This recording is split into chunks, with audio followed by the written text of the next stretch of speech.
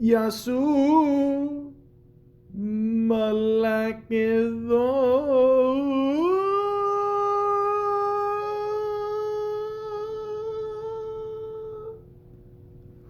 Welcome to the Malaka podcast. Larry King. This is CNN. Tonight on Larry King Live, we got Marlon Brando. Bum bum bum. Got a date with an angel. You're off key. And also, we're going to interview Jerry Seinfeld. Now, it was your decision to cancel the show, right? You're not aware of this? You know who I am? Jewish kid, Brooklyn. Yeah, that's right. Also, tonight we're going to find out if these are actual suspenders or my verticose veins. Tonight on Larry King Live. Ladies and gentlemen, that was just me having a little fun with Larry King, but in all honesty, he's always been one of my favorite interviewers. And unfortunately, a little less than a week ago, we lost this man. And I gotta be honest with you, I'm actually shocked. Like Joan Rivers, I thought he would live forever. So, for him to die, not that young, but, I think personally before his time, threw me off a little bit, Everybody loved Larry King. I mean, this guy's been doing it forever. And I mean forever. Forever. Ever since probably the first coronavirus in the 1910s. Just forever he's been interviewing people. He's always had a very cool style, very laid back, not really in your face, but just, very direct. He always looked you in the eyes and, stayed focused and, people loved him for it. I mean, you never really heard anybody really badmouth Larry King. And if you don't mind, I'd like to go to the Wikipedia, the free encyclopedia. It says here they're celebrating 20 years of Wikipedia, over 1 billion edits. And yeah, let's see what made Larry King so awesome. Larry King, born Lawrence Harvey Zeiger, November 19th, 1933, was an American television and radio host whose awards included 2 Peabodys, an Emmy, and 10 Cable Ace Awards. He hosted over 50,000 interviews. 50,000 interviews. He said recently on an interview with ET Canada it was 60,000, but I think we can both be impressed by either number. That's insane. That's insane. King was a WMBM radio interviewer in the Miami area in the 1950s and the 1960s, and gained prominence in 1978 as host of The Larry King Show, an all-night nationwide call-in radio program heard on the Mutual Broadcasting System. From 1985 to 2010, he hosted the nightly interview television program Larry King Live on CNN. King hosted Larry King Now from 2012 to 2020, which aired on Hulu, Aura TV, and RT America. He hosted Politic King with Larry King, a weekly political talk show on the same 3 channels from 2013 to 2020. King also appeared in television, series, and films, usually playing himself. Of course, why not make a couple extra bucks on the side? But at the same time, radio was his main thing. He had a very distinct voice, and I've always said that. You got to have a very good voice, very clear voice, a very understanding and smooth voice to be able, to conduct a very good interview, but at the same time be on the radio and to get attention. And he did that. I remember growing up in the 90s, dating myself here, but every time there'd be a big star promoting a movie, something big would happen. The first thing you go to is CNN, and you go to Larry King, and he'd always provide great entertainment there, interviewing people. He always seemed very interested too. I mean, I always noticed like when he would interview somebody, like it wouldn't be that far away from the person. It could be at a desk or whatever, but he's always like leaning in. And I've always said that too. Like with a lot of interviewers, you can always tell like who really gives a shit. One example I always use is George Stroumboulopoulos. Like he always leaned into his interviews. It shows that you care. It shows that you're really interested in what the person has to say. And I'm sure a lot of people, including him, picked it up from Larry King. And he had a very distinct look as well. With the slick back hair, the glasses, the suspenders. He always looked good too. He always like showed up in like a nice shirt and pants, and I know a lot of people do. I know, but I'm just saying. I mean, he dressed very professionally. It was never casual. He always cared, and it definitely showed in his interviews. That's for sure. Now it says here in his early life and education, King was born in Brooklyn, New York City, on November 19th, 1933. He was one of two children of Janine Gitlitz, I think I said that right, a garment worker who was born in Minsk or Vilnius, there we go, Russian Empire. Okay, so let me just stop right there. A little bit about Russians. I've always respected Russians. Even Tony Soprano said in The Sopranos once to Janice, his sister, "Don't mess with the Russians, Janice." Very tough people, very serious people. I mean, they get the job done. So I could see how this would definitely help him on interviews for sure. And Aaron Zeiger, a restaurant owner and defense plant worker who was born in Colombia, Austria-Hungary, or Pinsk, Russian Empire. Again, Hungarians, very hard workers. His parents were Orthodox Jews who immigrated to the United States from Belarus in the 1930s. King attended Lafayette High School, a public high school in Brooklyn. King's father died of a heart attack when King was 9 years old. This resulted in King, his mother, and brother going on government welfare. King was greatly affected by his father's death and subsequently lost interest in his schoolwork. I'm really sorry to hear that. I mean, it's tough losing a parent at such a young age. I mean, you remember a little bit about your parents, but not that much. It must have been tough for sure. Maybe found a way of going into broadcasting, a way of being heard. Who knows?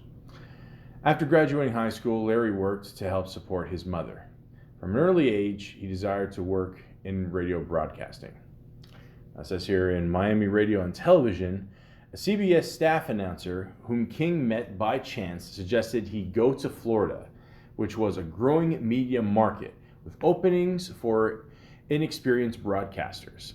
King went to Miami, and after initial setbacks, he gained his first job in radio. The manager of a small station, WAHR, now WMBM in Miami Beach, hired him to clean up and perform miscellaneous tasks. When one of the station's announcers abruptly quit, King was put on the air. His first broadcast was on May 1st, 1957, working as a disc jockey from 9 a.m. to noon. He also did 2 afternoon newscasts and a sportscast. He was paid $50 a week, which sounds like a little now, but back then it was at least, I don't know. It was a lot more, trust me. But imagine that. I mean, obviously you got to start at the bottom. Drake told us that. And, you have to, just learn your atmosphere. Obviously they're not going to throw you on the radio right away, but just, you soak everything in. You see how they start a show, they prep for it, all that. And then all of a sudden, the dude just automatically quits, and Larry King's just like, I'm going to step up, I'm going to go on there and just do it.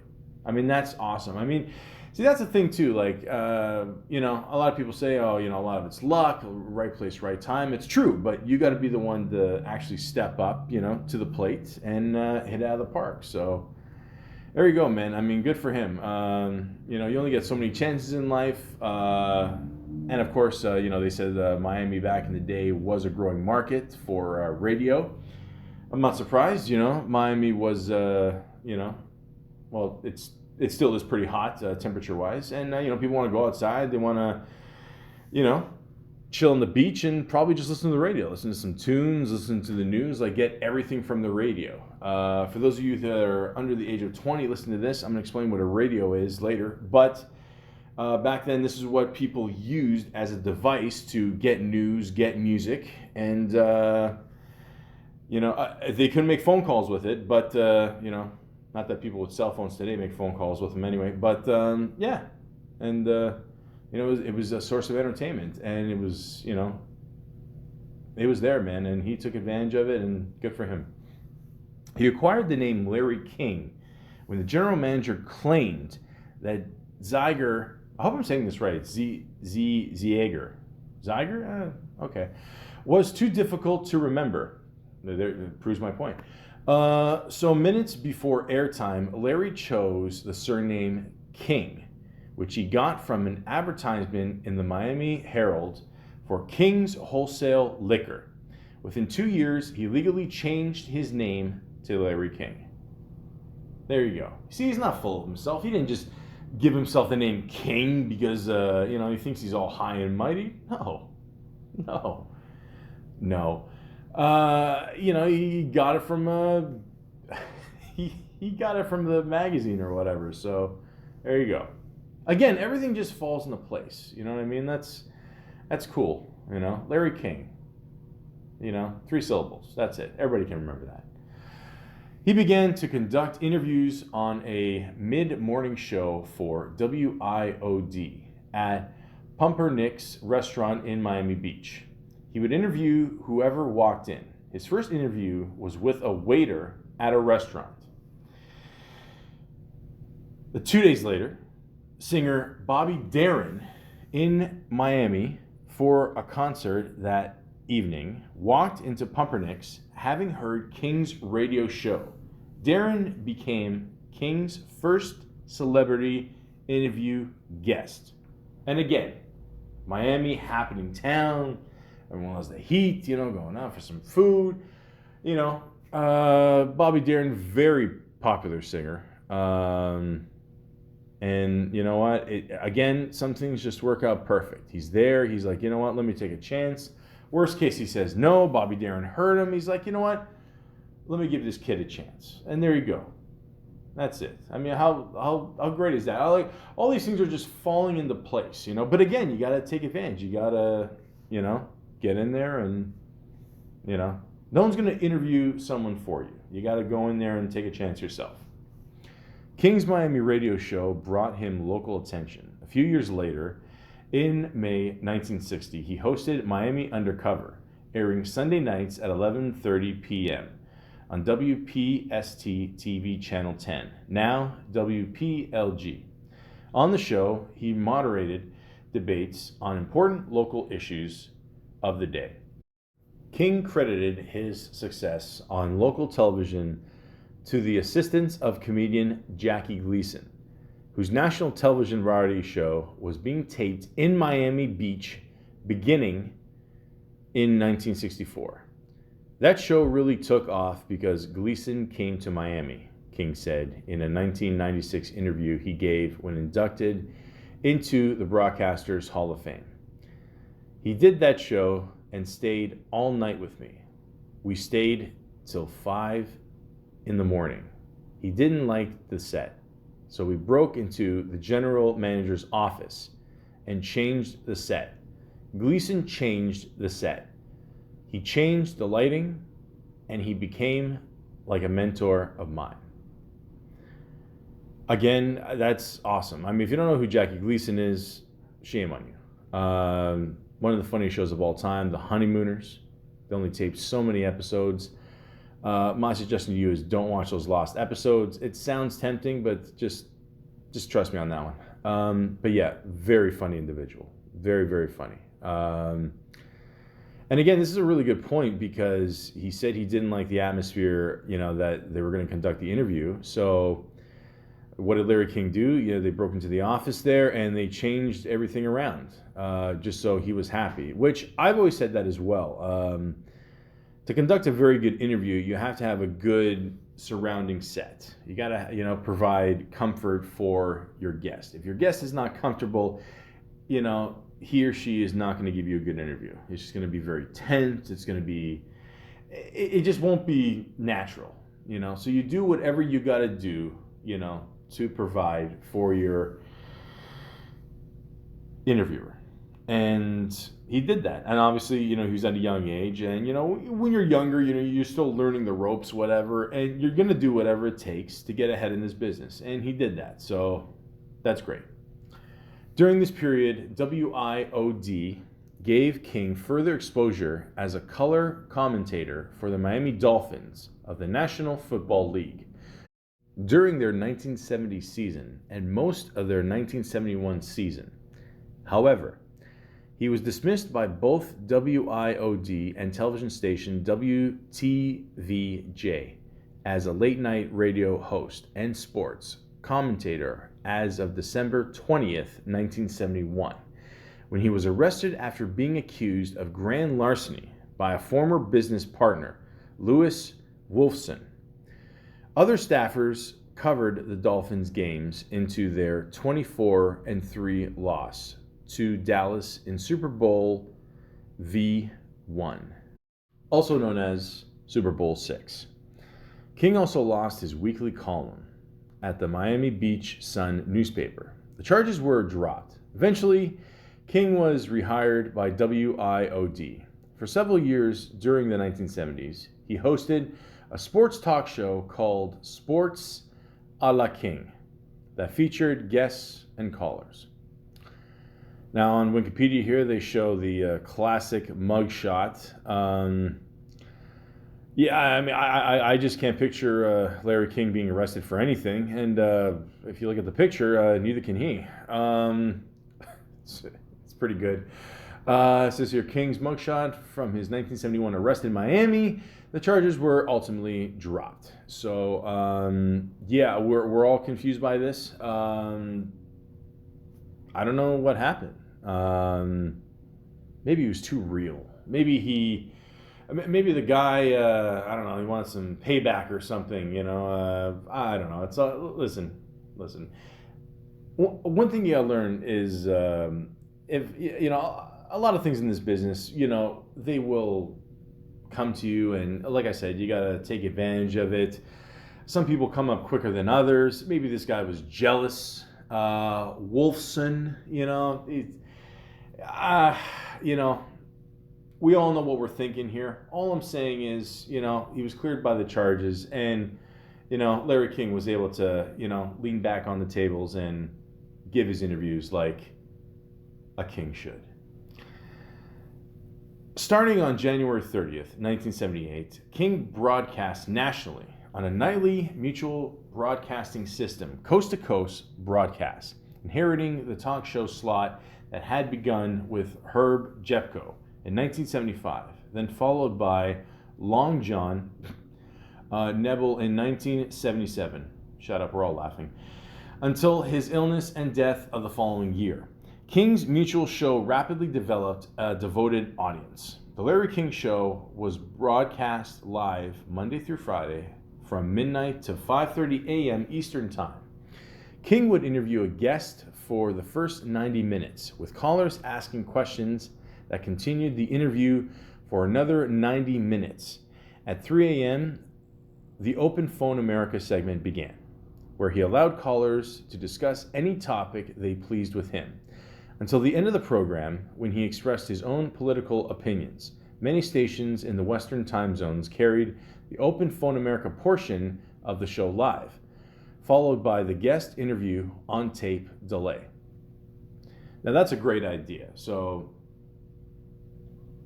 I mean, obviously people called in shows before, they want to, if they got their own questions for the guests, but again, he made it about the people as well. He wanted to get in his 2 cents, get in all his questions. And then at the end, if people call up, maybe you missed something, but at the same time, you want to give the people what they want. So it's good to let people call in, and Larry King was able to do that. Some of King's regular callers used pseudonyms or were given nicknames by King, such as the Numbers Guy, the Chair, the Portland Laugher, the Miami Derelict, and the Scandal Scooper. At the beginning, the show had relatively few affiliates, though the number was eventually above 500. King hosted the show until stepping down in 1994. King occasionally entertained the audience by telling amusing stories from his youth or early broadcasting career.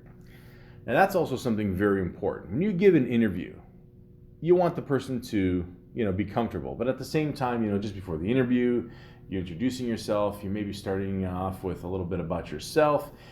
You want to be relatable towards the audience. And Larry King was really good at that. He always talked about his childhood and, how he grew up. And, he's a very relatable guy. I mean, very average Joe type. He wasn't like a super tough guy. He wasn't a pussy either. But, he's just a very average guy. I always felt, the way he grew up was very just normal. I mean, for the most part, but, relatable to the rest of the audience, an average Joe, which is always something that people love in the entertainment business. If you can't be relatable, probably people aren't going to like you.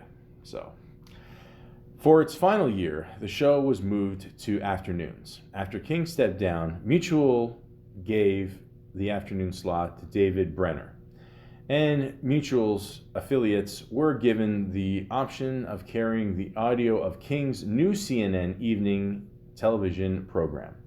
After Westwood One dissolved Mutual in 1999, the radio simulcast of the CNN show continued until December 31st, 2009.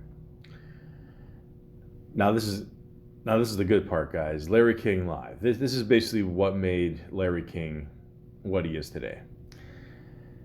Larry King Live began on CNN in June 1985. On the show, King hosted a broad range of guests, from figures such as UFO conspiracy theorists and alleged psychics, to prominent politicians and entertainment industry figures, often doing their first or only interview on breaking news stories on his show.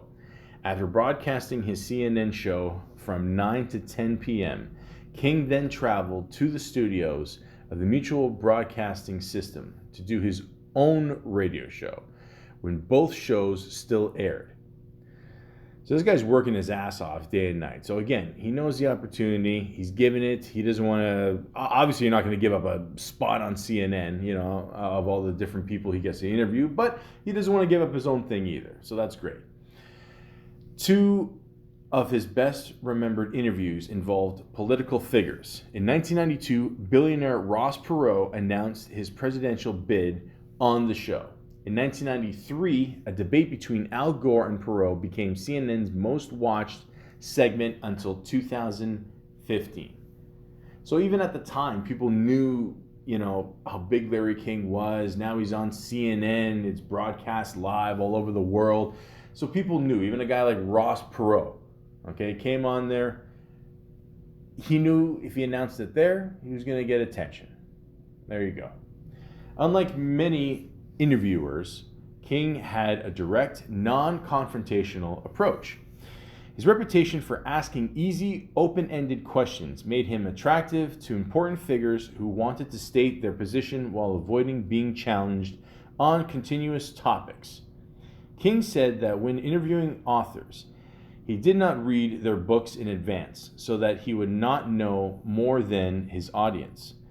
Throughout his career, King interviewed many of his leading figures of his time. According to CNN, King conducted more than 30,000 interviews in his career. So we got 50,000, 60,000, 30,000. Listen, it's a shitload of interviews. Who cares? But what I find most important here is that he did not read an author he's about to interview. He wanted to be surprised too. I mean, it's like us. Like if we hear about a book, if someone's promoting a book, chances are you're not gonna read it, until it comes out, or unless it gets leaked. Back then, shit didn't get leaked. Nobody gave a shit about the internet. It wasn't as big as it was now, obviously. But he just wanted the playing field to be even. He looked at it like we were there. We saw the person, we heard of the person, we heard the person is coming out with a book, and there you go. Again, being relatable. That's very important when you give a good interview. King also wrote a regular newspaper column in the USA Today for almost 20 years, from shortly after that first national newspaper's debut in Baltimore, Washington in 1992 until September 2001. The column consisted of short plugs, superlatives, and dropped names, but was dropped when the newspaper redesigned its life section. The column was resurrected in blog form in November 2008 and on Twitter in April 2009. During his career, he did more than 60,000 interviews. CNN's Larry King Live, the longest-running television show hosted by the same person on the same network and in the same time slot, and was recognized for it by the Guinness Book of World Records. He retired in 2010 after taping 6,000 episodes of the show. On June 29th, 2010, King announced that after 25 years, he would be stepping down as the show's host. However, he stated that he would remain with CNN to host occasional specials. The announcement came in the wake of speculation that CNN had approached Piers Morgan, the British television personality journalist, as King's primetime replacement, which was confirmed that September. The final edition of Larry King Live aired on December 16th, 2010. The show concluded with his last thoughts and a thank you to his audience for watching and supporting him over the years. The concluding words of Larry King on the show were, I don't know what to say except to you, my audience, thank you. And instead of goodbye, how about so long? On February 17th, 2012, CNN announced that he would no longer host specials. I'm just going to say this, ladies and gentlemen. This is the problem with, TV, movies, but especially TV. These saying, out with the old, in with the new. This is pretty much what they did. I never liked the way CNN treated Larry King at the end here. I'm sure they wanted somebody new. Personally, I just don't understand, why would you replace Larry King ever? I mean, that's like, putting Michael Jordan in early retirement. I'll just never understand that. I don't get it. Like, I don't care if someone is 100. If they can do their job and get viewers and just keep people entertained, I don't know why you just don't keep them. I don't get it. I mean, like even putting Piers Morgan in there, you're putting in a guy that's from overseas to an American audience. And guys, let's just be real simple here. We all know how America feels about foreigners taking over their shit. Okay. This was a horrible move by CNN. He didn't last long either. I mean, Pierce Morgan, I don't know. I pretty much know him for being on The Apprentice, and we all know what it's like being good friends with Trump. It just, I think it was just a horrible move. I never liked the way CNN treated Larry King here. Never liked it. I'll say it to the day I die. And there's we'll keep him on for specials or whatever. I mean, does anyone really remember any specials he did? I mean, they probably just said that just to kind of give it like an easier way out. It was just I don't know. I didn't like it. I never liked the way CNN treated Larry King. Like I was joking about it in the beginning there. Doing the whole voice there of CNN.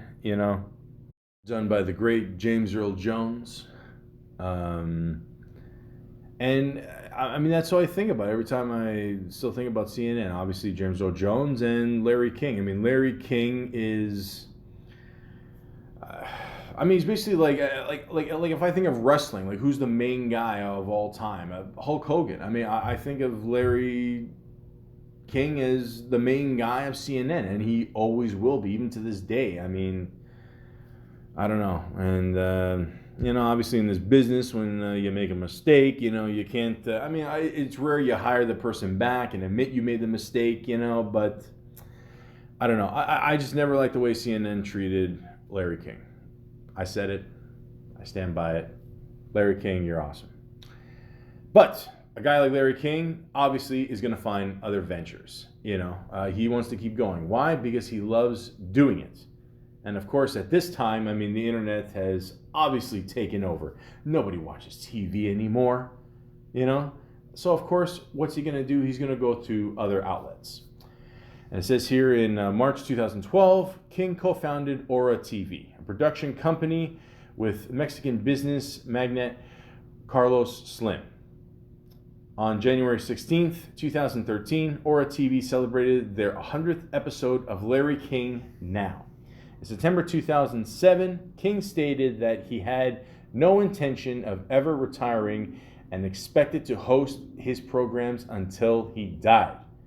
Which basically that's what he did, I mean, like I said, he loves doing it. I mean, despite all the bullshit, he had to go through at the end there with CNN, he's like, fuck it, I'm going to do my own thing, do my own company, that's it. Be your own boss, why not?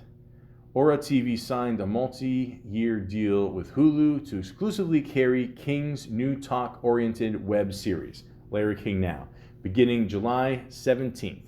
On October 23rd, 2012, King hosted the third-party presidential debate on Aura TV, featuring Jill Stein, Rocky Anderson, Virgil Good, and Gary Johnson.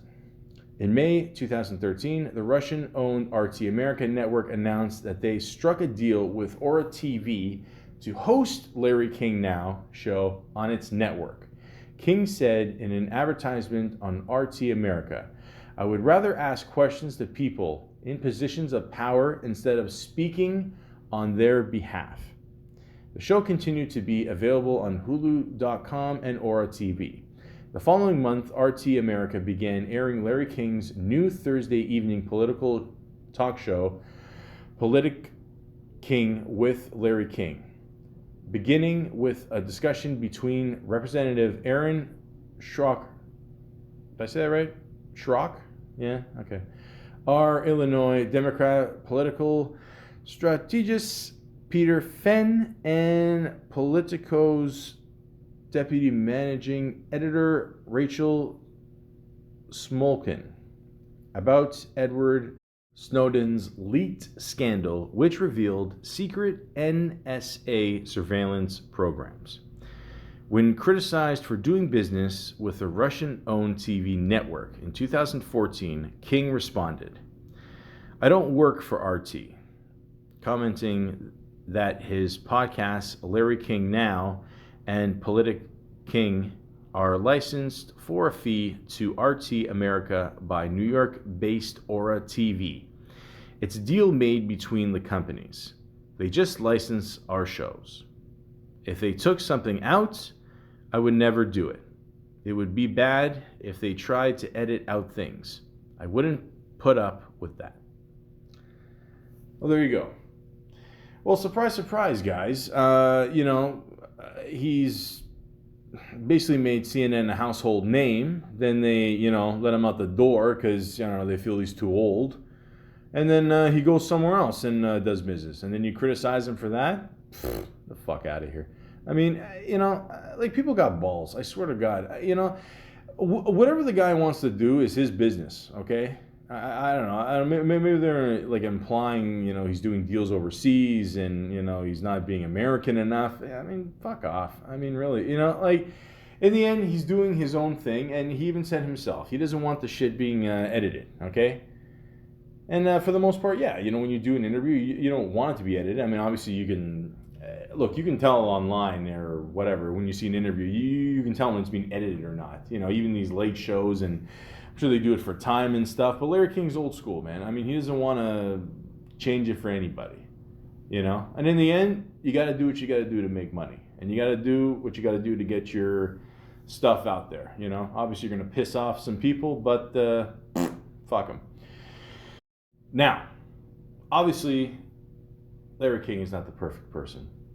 None of us are, We all have our things that we got to work through, But he still stayed active, showing up on numerous TV shows, movies, lending his voice. Most of the times he played himself, because the guy is still very well respected, But also says here, in 1987, he had a heart attack. I've seen him in interviews before. He said, he wasn't like a big guy or anything like that. He had a couple extra pounds on him. He said smoking was a big thing, So, after he had his heart attack, he just quit smoking. That's it. And then after that, he founded the Larry King Cardiac Foundation, a nonprofit organization which paid for life-saving cardiac procedures for people who otherwise would not be able to afford them. So that's pretty cool. Also says here on August 30th, 2010, King served as the host of Chabad's 30th annual To Life telethon in Los Angeles. Also, he donated to the Beverly Hills 9/11 Memorial Garden, and his name is on the monument. He's from New York. It's close to home, guys. Obviously. Yeah, one thing I always forget about Larry King, he loved women, man. Holy shit. I don't know, him and Elizabeth Taylor were, I don't know, going for records. But yeah, it says here, King was married 8 times to 7 different women. He married his high school sweetheart, Frida Miller, in 1952 at age 19. That union ended the following year at the behest of their parents, who reportedly had the marriage annulled. He was later briefly married to Annette Kay, who gave birth to his son, Larry Jr., in November 1961. King did not meet Larry Jr. until the latter was in his 30s. Damn. 1961, King married his third wife, Aline Atkins, a Playboy bunny.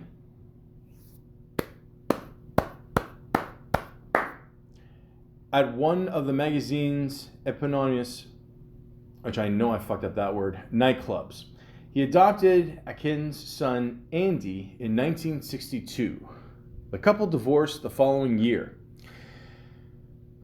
Nothing's going, these are the shortest marriages ever. In 1963, he married his fourth wife, Mary Frances Mickey Stuffin, who divorced him. He remarried Atkins, with whom he had a second child, Chaya, Chaia.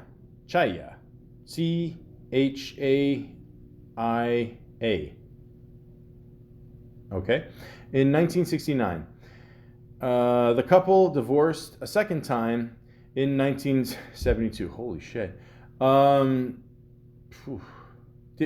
fuck, did he have any money left? Or in 1977, Dove Books published a book written by King and Chaya, Daddy Day, Daughter Day, aimed at a young children. It tells each of their accounts of his divorce from Akins. On September 25th, 1976, King married his fifth wife, mathematics teacher and production assistant Sharon Lepore. The couple divorced in 1983. King met businesswoman Julia Alexander in 1989 and proposed to her on a couple's first date. What? First, Jesus, Larry.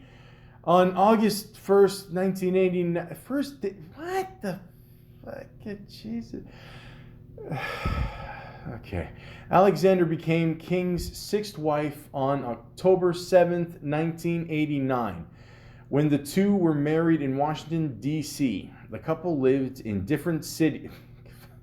Come on, man. What's going on here? Jesus.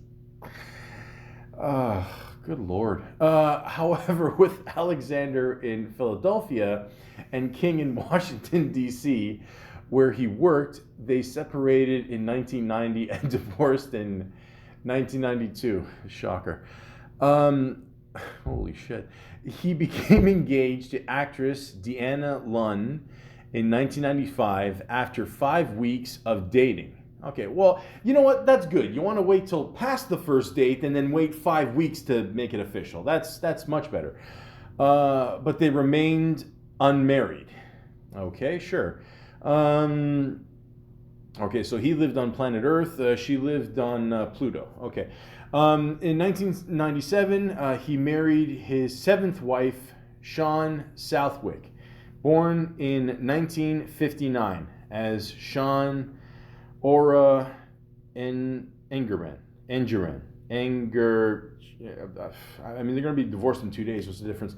A singer, actress, and TV host. They wed in King's Los Angeles hospital room 3 days before he underwent heart surgery to clear a clogged blood vessel. The couple had 2 children, Chance, the rapper, no, I'm just kidding, born in March 1999. Well, actually, maybe it is, I don't know. And Cannon, born May 2000. He was stepfather to Aretha Football League quarterback Danny Southwick. On King and Southwick's 10th anniversary in September 2007, Southwick joked she was the only wife to have lasted into the 2 digits. We'll see.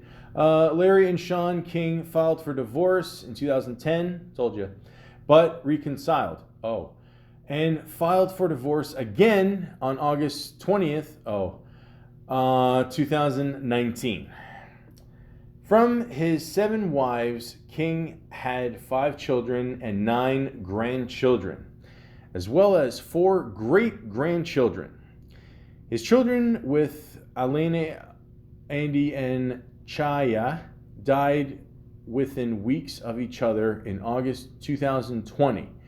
Andy at 65 from a heart attack, and Chaya at 51 from lung cancer. Jeez, I'm sorry to hear that, guys. King resided in Beverly Hills, California.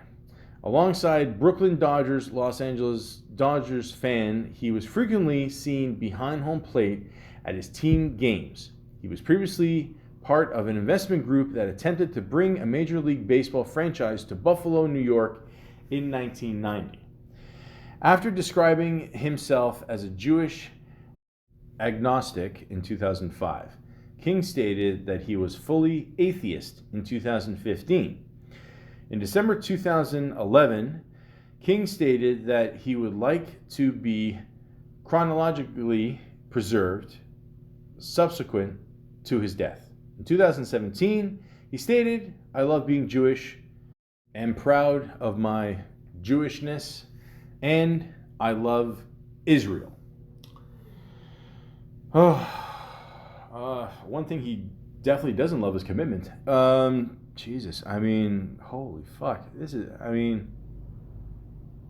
I don't think he could afford a Brooklyn jersey, no long, like afford to back up a team in New York. Holy shit. Uh, I mean, 7 wives, each time half. It just.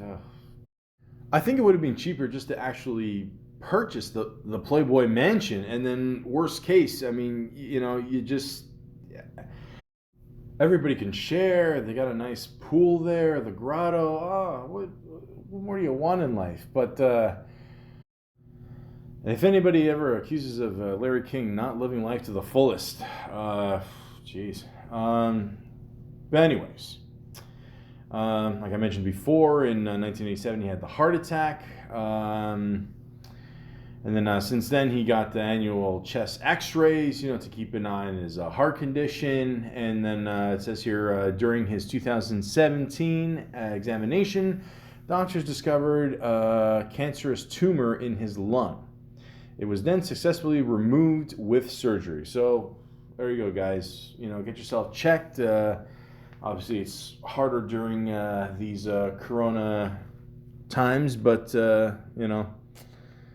you got to do it. And it says here on April 23rd, 2019, King underwent scheduled agnoplasty and also had stents inserted. It was enormously, God only knows if I said that word right, reported that he had another heart attack along with heart failure. These claims were later retracted.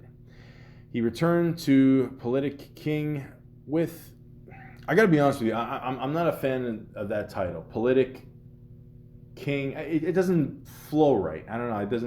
I don't like it. With Larry King on August 15th. On November 27th, he said that he had a stroke in March and was in a coma for weeks. He later admitted that he had contemplated suicide following the stroke, telling Los Angeles television station KTLA, "I thought I was just going to bite the bullet. I didn't want to live this way." Dude, you lived through God only knows how many women. I lost track. This is nothing. Just keep going, Larry. On January 2nd, 2021, it was revealed that King had been hospitalized 10 days earlier in a Los Angeles hospital after testing positive for COVID-19. On January 23rd, he died at the age of 87 at Cedars Sinai Medical Center, Los Angeles. So, I mean, did we... Fuck, man. I mean, really we lost Larry King because of COVID-19. Fuck, man, this sucks. Honestly. Jesus Christ. I mean, I said it before and I'll say it again, guys. I mean, just because 2020 is done, that doesn't mean that we're going to be done with this disease. I got a feeling this is going to be a very shitty decade in many ways. But it sucks that Larry King had to go out like that. They say it's worse for older people.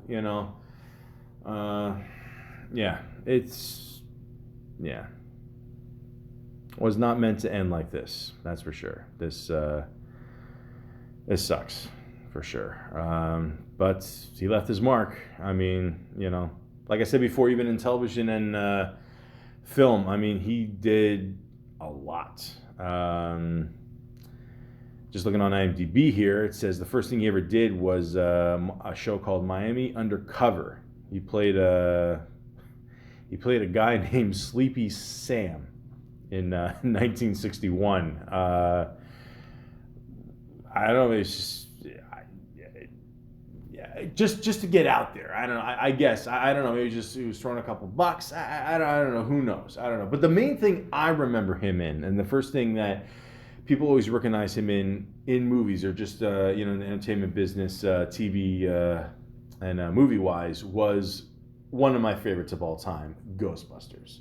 And of course, he played himself. And I remember when they showed him, they only showed him for a couple seconds, but he's behind the mic there, old school, just by himself, smoking a cigarette while he's on air. This is old school broadcasting, ladies and gentlemen. We're just, a cloud of smoke is just in the air, and he's just going on, and these Ghostbusters are kicking ass, and that's it. That's just old school broadcasting right there. It doesn't get any better than that, And he showed up in a lot of other things. I'm going to quickly list them here. Eddie and the Cruisers 2, Eddie Lives. Crazy People, Exorcist 3. Really? Wait, they made Exorcist. They made a third one? Okay. Dave. Keep in mind he's playing himself in all these. Simpsons, of course. You got to be in The Simpsons. And he was in The Simpsons when the Simpsons were good. Opening season. Larry Sanders Show. Another kick-ass show. Coach. Awesome. Murder 1. The Long Kiss Goodnight. I heard whoever wrote that movie made $4 million off the script. True story. Bonnie, Murphy Brown, Spin City, Contact, Mad City, an Alan Smithy film, Burn Hollywood Burn, The Jackal, Frasier, Primary Colors, Bulworth, Enemy in the State, The Kid, The Contender, John Q, The Practice, Arliss, or Airless, as some people pronounce it, Arthur, Shrek 2, The Stepford Wives, Clubhouse, Far, Far Away Idol, Catching Kriegel, Fact, Actress, Law and Order, Trial by Jury, Boston Legal, Thank You, Billy Graham, Law and Order, Criminal Intent, Shark, Shrek the Third, Sea Tales, The Closer, B Movie, Ugly Betty, Swing Vote, 30 Rock, The Roonies, Shrek Forever, After, Chabad to Life Telethon, Conan, All Kids Count, The Late Late Show with Craig Ferguson, WWE Raw, The Power of Few, 1600 Pen, 5 Second Films, Murder in the First, Chloe and Theo, Dude, Bro, Party Massacre 3. Whew, what a title. Gravity Falls, American Crime Story, The Remake, Debbie and Doug Drop Acid in the Desert.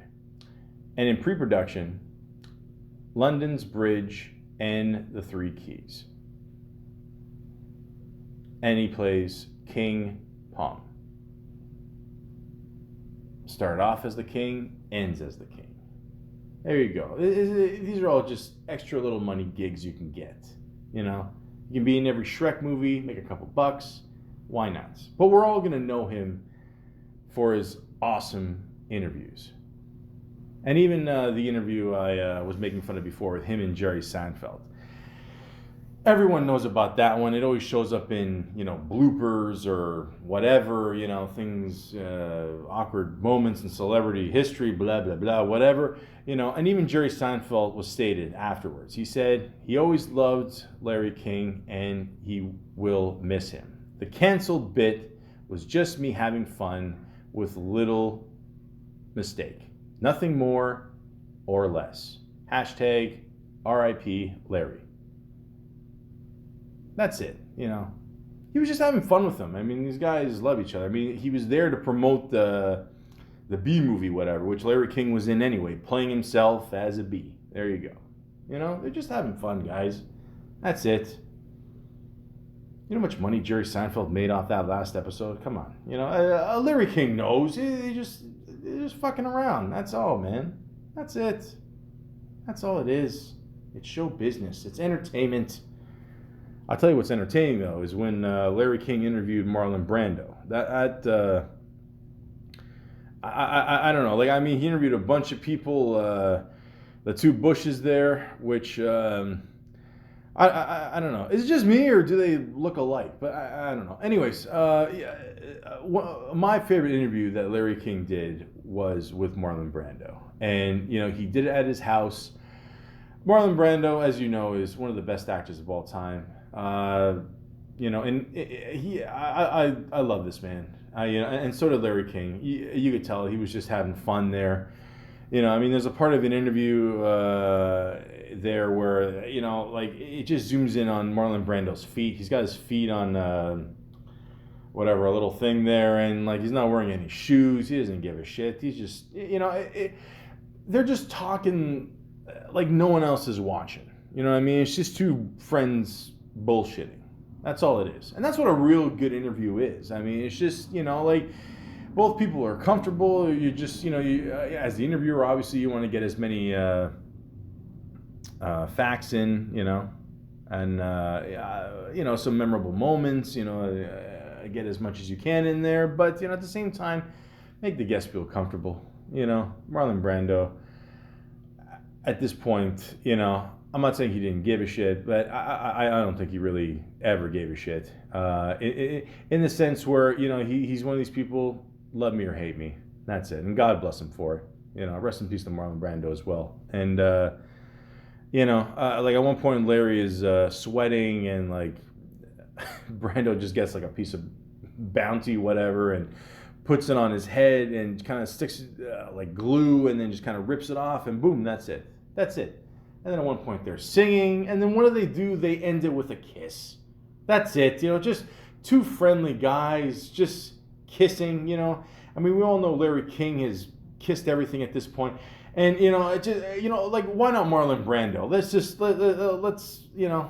Let's really remember the '90s. And there you go. That's it. You can go on YouTube. You can check out all these interviews, but I highly recommend you check out that one.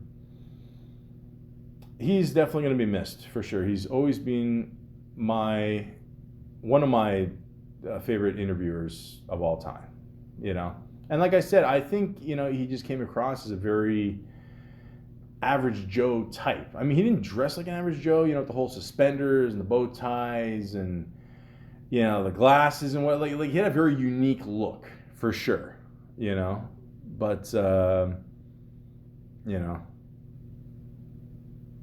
he was just an average guy, and he worked his ass off. I mean, like I said before, he got presented with, the CNN show, but he still wanted to keep his own show. He still wanted to do something that made him very happy as well. He knew he had a great opportunity, but at the same time, he still wanted to do something that made him happy, and he wanted to work till the day he died. It's just something he loved doing. When you love doing something, it's not work. And to him, this wasn't work. This was just, him having a great time, And think about it. You get to, interview all these different people, find out all these different personalities and how they mesh in the entertainment business. And, you get to pick their brains. And, I mean, like, who wouldn't want to do that for a living? I mean, it's a very interesting profession, And he will be known as one of the best interviewers of all time. Absolutely. And Larry King, man, we lost you way too soon. You're a great guy, great interviewer. From what I can tell, a great kisser. And you will definitely be missed. And you also had a great sense of humor, too, which I always say, you got to roll with the punches as well when you do an interview. You got to be able to take it as much as you dish it, and he really didn't dish it that much. He wanted to just be accepted by the person that he was interviewing. He wanted to be relatable, and that's the key to a very good interview. Just be yourself. And Larry King was definitely that. So rest in peace to Larry King. We lost you way too soon. God only knows how many cool people right now you're interviewing in heaven, and you will absolutely be missed. So all the best wherever you are, and thank you for all the great years of entertainment. Rest in peace, Larry King.